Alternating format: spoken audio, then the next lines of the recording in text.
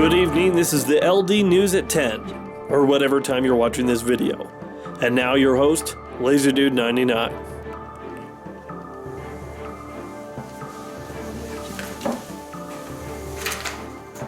Good evening, I'm LaserDude99.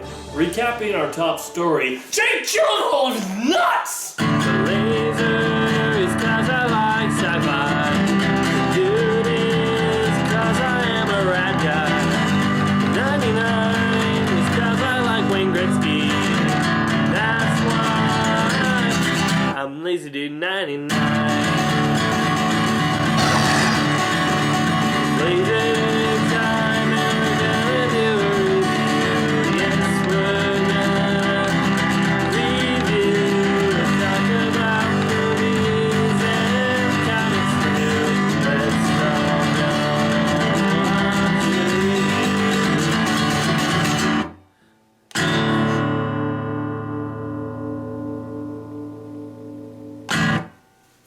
Hello, I'm LaserDude99 and welcome to another LaserDude99 review on the LaserDude99 network. This is LaserDude99 News. Now that I've said my name a few dozen times, let's get on with the review. This is my review of Nightcrawler, starring Jake Gyllenhaal. This movie, first thing that you gotta know about it is that it confused the heck out of anyone who was a fan of the X-Men. I mean, really, when I saw Nightcrawler, when I said Jake Gyllenhaal's going to star in a movie called Nightcrawler, when I was looking at movie news way back in the day, I was like, what? Nightcrawler? Jake Gyllenhaal's not even German! But of course, it is not about this blue superhero. It is a movie about this guy. This guy goes by the name of Louis Bloom, and he is a man that is searching for a purpose. He is trying a whole bunch of different jobs, but nothing seems to work out with him, mostly because people feel uneasy around him, or they just don't really know what to make of him.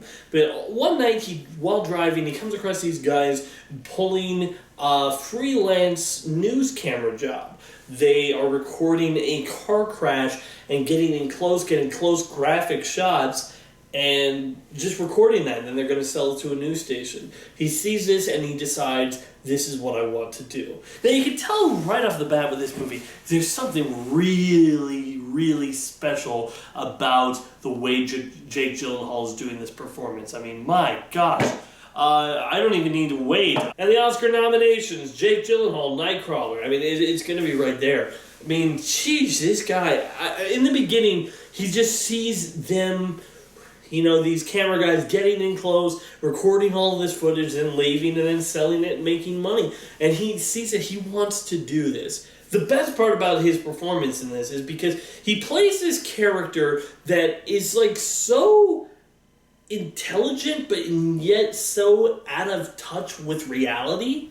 I mean, there's a scene where he's watching TV, and it's I think it's like a Monty Python sketch on television, and something funny happens, and he laughs, but you can tell by the way that he laughs that he's not laughing because he actually thinks it's funny. He's laughing because this is the part where he's supposed to laugh.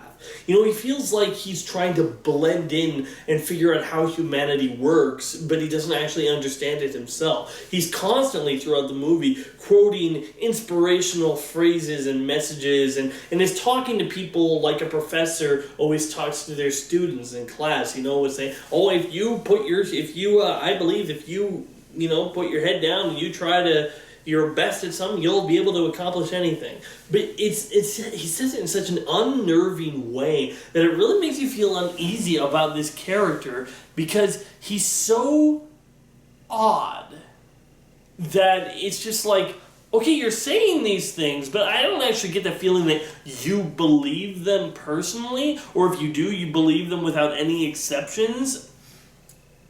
My goodness, his performance was great in this film. He eventually starts going onto this path to becoming I don't know if they actually call them Nightcrawlers or if that's something this movie made up for, the people who just go on a freelance news photographer, sure. Anyway, he's a freelance going out and getting to the stories and recording them and then selling them to this news. And he comes across this news director. She is one of the lower stations, the ones that are the more local scene. They don't have all the funding to get all the people out there. And so she's a little bit more on the desperate side. So she sees him getting this, this bloody footage, and she likes it, and so she takes it, and she kind of takes him under her wing. Not that she goes out there and helps him or anything, but she gives him advice. And one of the big things that comes up in this movie is the mentality in news where if it bleeds, it leads. And you know what? I took broadcasting college for a year, and one of the things that we were taught, because I did take some things on news, is that, if you find anything that's about murder or somebody dying, that's the top thing of your story. If it's local, If it's like, for example, if I'm in Edmonton, I'm using Canadian cities for those who don't know. If I'm in Edmonton and a murder happens in Toronto, I'm not going to be talking about it on the Edmonton news, not unless it's something that's starting to become a high-profile thing amongst Canadians. But if there's a murder in Edmonton, and if it's not just something that's in the streets, that would be something that I was trained to look for and trained to look for. And so he gets this mentality, which is a real, true mentality amongst news people, that you gotta go for the bloody story, the ones that people are gonna tune into. And it's a great commentary on our society's, obsession with blood and obsession with just horrible things. I mean, Lou does some things in this movie that, my gosh, they're horrible. There were horrible things. I wish that the trailer didn't show them all, because the trailer didn't show them all, but there was some things in the trailer that they showed him doing them. It was like, oh, that's horrible, and then the movie, I'm like, well, yeah, but I had that reaction in the theater when I saw the trailer. I would like to have this reaction when I'm seeing the movie, but still, the stuff that he does, eventually, here's the thing.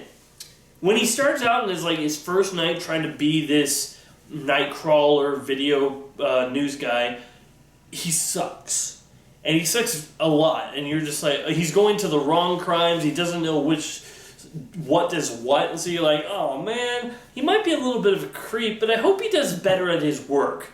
Later in the movie, why did I wish that? Why did I hope that he did better? This guy is a sick psychopath. This guy learns quickly, and you can always... The thing that's really unsettling about this movie is how calm and how, pleasant his smile is, which makes it, really unsettling and unnerving. There's a scene in this movie where, at the very beginning, he steals some things, and then he's trying to sell it to this guy. And he says, well, I work hard, and, I'm a good worker, and can I get a job here? I could start, today, tonight, or anytime. And the guy goes, no, I'm not hiring a thief. Because he could tell that he stole the items that he was selling him. And instead of having to look like, oh, he knows, or, okay, I gotta hide it better, he goes, oh. And it's just like, I get it. It's this thing that he doesn't really understand how the human mind works. And at that moment when he says that, he's like, oh, okay, you won't hire a thief. Okay, I get it. I got it. I understand now. And there's something really unsettling about that. Especially as the movie goes on and he keeps on getting deeper and trying to go bigger. And, he's finding himself, he has competition, other people who have more resources and stuff. And how he handles that is, okay, then as the stakes get higher, he takes the thing as do whatever you can to look out for number one to its fullest extremes. I'm not going to give anything away because this movie is great. He says, we have this mentality nowadays that, look out for number one, look out for yourself, do whatever it takes to just do whatever benefits you. There's this sort of greed mentality, not just with news, not just with, the media, but with everybody, how you got to do whatever it takes to look out for number one. And he does that, but in ways that proceed over any moral or any, any right or wrong line. He just goes all in. He's like, I'm in it for me. I'm going to do things for me. And it's kind of interesting how he works off of this news director, and she, she's desperate, okay? Her news station is a low one, and her job is in jeopardy if she doesn't have the right story. So as he keeps on going to more and more extremes, she's almost pushing him to go to more and more extremes. But that, in turn, reflects back at her, and she finds herself almost trapped in this web that he spins. He turns out to be like a master manipulator, not just of her, not just of people, but of the system. Because he found his way into the system. He found the nooks and crannies and how each of the system worked. And he found his way to get inside and do whatever he wants in it. And you can tell how, wow, in the end, this guy does some pretty sick, twisted things. And yet he's like, it's not like the movie glorifies it. It's not like the movie's saying, hey, look at that, like he's doing sick, twisted things. Isn't he awesome? No, the movie's not glorifying these acts, but these acts are kind of reflection of this in-it-for-myself mentality to its major extremes. Because when you're only in it for yourself, in the end, it can put others at risk and others in danger, and it does. And you know what? This was a great movie. This isn't one of those movies, though, where you're just going to put it in and say, all right, let's watch Nightcrawler. I already saw it like 3 times this month, but let's watch it again. At the end of this movie, you're just like, what? I will say that that's kind of my biggest complaint about this movie. Its ending. It's a little abrupt. I'm just like, wait a minute. Whoa, what? Okay, wait a minute. Go back. What? Let's get some more detail. Okay. But in the end, I think that the ending, while it is rushed and a little abrupt and leaves you not with a full experience feeling, that's kind of what the movie is supposed to be. We have this guy that's so empty and hollow inside that it leaves you feeling like, oh, like it leaves you like turn on the news, like, today in the news we have some graphic images. Monster! You sick person! Of course, that's not for everybody in news, of course. It's just the feeling you get with this feeling of do whatever it takes, go to the extremes, do whatever you need to look out for yourself, and that includes manipulating other people, putting other people in harm's way, putting yourself above everybody just so you can get the shot. Yikes. In the end, Nightcrawler is a great reflection of today's society. Like, I'm just gonna go off. This isn't in the movie, but this kind of reminds me of something that when I was going to college, I was shown this picture of this guy who you might have heard of this. If you haven't, you could probably look it up. This guy who fell onto the train tracks, and instead of trying to help him or get him out while the subway was reading towards him, somebody got out their phone and took a photo where this guy was on the train tracks. And you could see in the photo that he was desperately trying to crawl his way out, but he couldn't. And the train killed him. And what did this guy do? He took it straight to the New York Times and sold it to them, and they put it on the front page with headlines saying, doomed. And this is kind of like the message of this movie. We become a world of watchers. You know, we don't actually do anything for the right. This guy Lou in this movie, same thing. He wouldn't have lifted a hand to help that person because in his mind, the shot would have benefited him. And that's kind of the message. That is the message of this movie. When it's commentary on today's society with the it leads mindset. It's commentary on how the media uses and abuses information, but it is also commentary of how we become a world of watchers where we are looking at things and not actually trying to make them better. Nightcrawler was a great film. Would I say it's like one of my favorites? I wouldn't say it's one of my favorites, but I would say it's one of the best that was done that I've seen this year. You might ask, what's the difference? Well, the difference is, just showing this out there, X-Men Days of Future Past, one of my favorite movies this year. I already bought it on DVD, on Blu-ray, and I've already seen it again. I'm probably going to see it quite a few times. Lego Movie, I've seen at least 5-6 times this year. Something like that, I lost track. I keep on showing it to other people. But I keep on finding people that haven't seen it. But in any case, those are movies that are some of my favorites of this year. This one, I've seen enough movies this year that I'm going to be doing a top 10 best movies of the year. Will this be on it? Probably.